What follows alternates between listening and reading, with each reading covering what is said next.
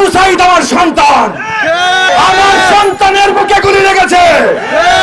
আবু সাইদের বুকে গুলি লাগার আগে আমার বুকে এই লাল সবুজের পতাকা আছে, আমার বুকে গুলি করো যদি সাহস থাকে।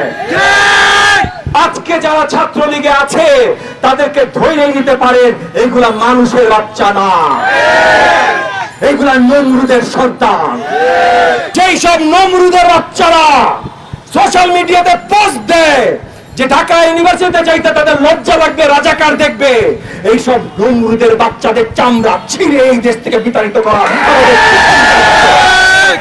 ওদের আম্মা জান যেমন বলে, ওদের আম্মা জানের বিরুদ্ধে যে সে রাজাকার, তার এই দেশে থাকার অধিকার নাই। আসলে ওদের আর ওদের আম্মা জানের এই দেশে থাকার অধিকার নাই। ছাত্র তরুণ আমাদের সকলের সন্তান, ছাত্র তরুণ আমাদের সকলের ভবিষ্যৎ।